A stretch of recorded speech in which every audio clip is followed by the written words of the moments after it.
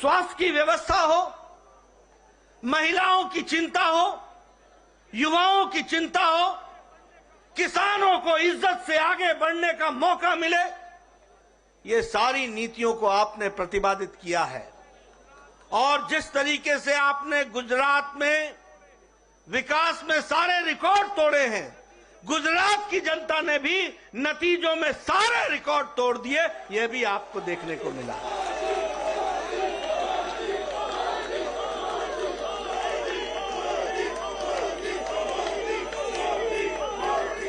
हमें मालूम है 52.5% वोट हमारे को मिला गुजरात में, और उसके साथ साथ 156 सीटों पर हम विजय हासिल कर पाए हैं। जहां तक कांग्रेस का सवाल है, पिछले चुनाव में 41.4 से घट करके 27.3% पर कांग्रेस आकर के खड़ी हो गई।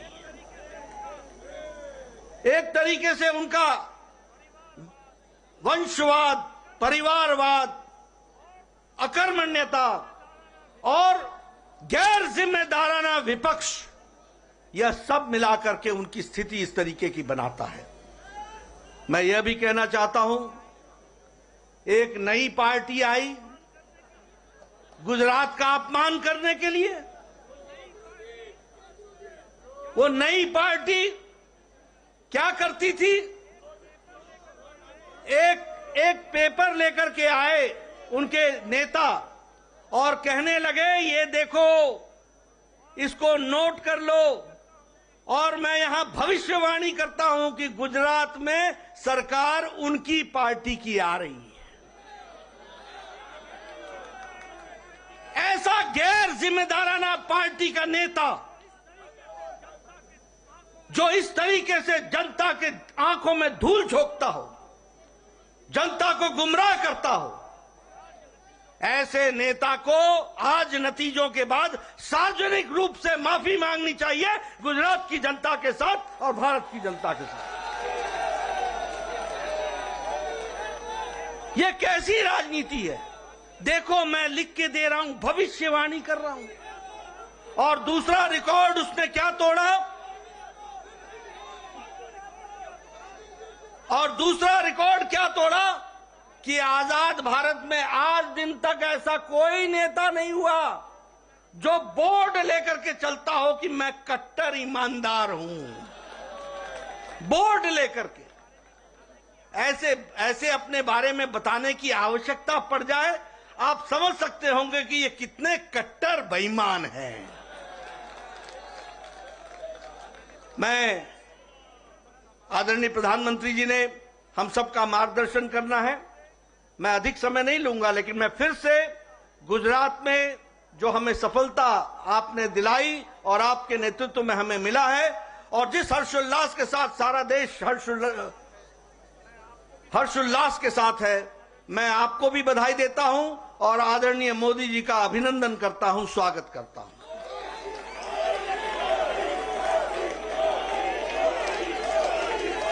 मित्रों,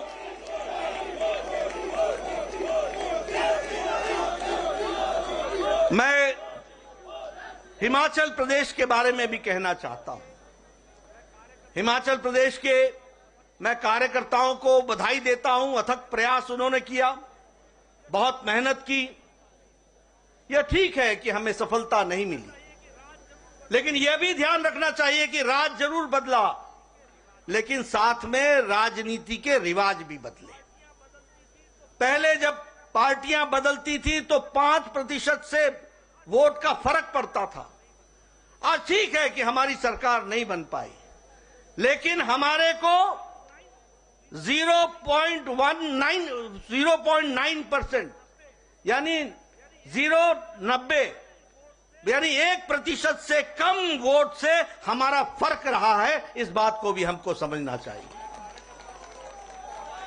मैं कार्यकर्ताओं को बधाई देता हूं और साथ ही साथ जो सरकार में आने वाली पार्टी है उनका स्वागत भी करता हूं, अभिनंदन भी करता हूं।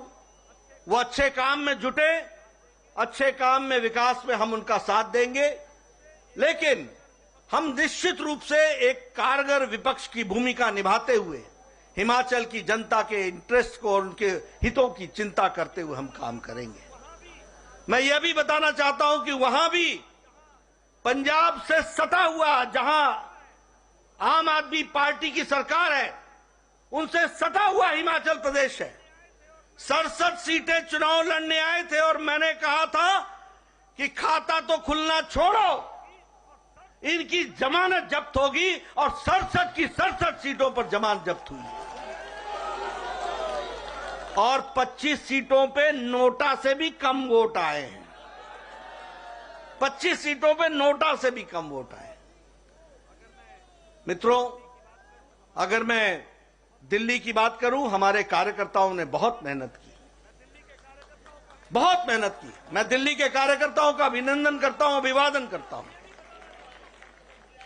मैं ये भी बताना चाहता हूं कि यहां की दिल्ली की सरकार ने एमसीडी का 33,000 करोड़ रुपए जो एमसीडी को देने थे, वो देने से वंचित रखा।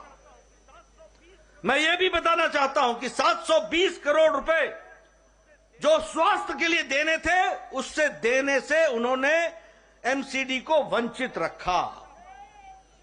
मैं यह भी बताना चाहता हूं कि लगभग 450 करोड़ जो शिक्षा पे खर्च होना था, ये दिल्ली के हितकारी बोलते हैं अपने आप को, इन्होंने जितना दिल्ली का हित का खनन किया है, वह आपके सामने रखना चाहता हूं। शिक्षा में भी 450 करोड़ रुपए जो एमसीडी को देना था, वह देने से उन्होंने वंचित रखा।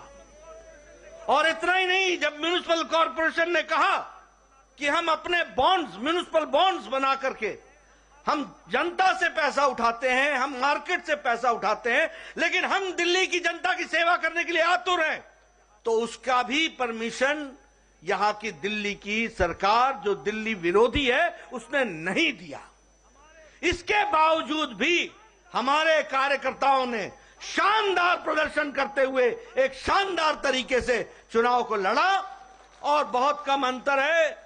और मैं जरूर कहूंगा कि एक अच्छी विपक्ष की भूमिका हम निभाते हुए उसको भी हम आगे बढ़ाएंगे और उसको भी हम पूरा करेंगे। मैं मित्रों, आपके और आदरणीय प्रधानमंत्री जी के बीच में बहुत समय नहीं लेना चाहता। आज एक बाई इलेक्शन हुआ है, जिसमें बिहार में हम कुर्नी में बाई इलेक्शन जीते। यह चुनाव जब से जनता दल यूनाइटेड हमसे अलग हटी और महागठबंधन में गई, और ये कहते थे कि अब ये गठबंधन का कोई तोड़ नहीं है, इस महागठबंधन को भी दूसरी बार हराते हुए कुर्नी की भी विधानसभा भारतीय जनता पार्टी ने एक तरफा जीती है। ये बिहार के आने वाले नतीजों के बारे में इंगित करता है, बिहार के आगे के चुनाव के बारे में इंगित करता है। ये दूसरा चुनाव है जब नीतीश जी आरजेडी से मिल गए और कहा कि ये तो अब बड़ा भारी कास्ट का अलायंस होगा।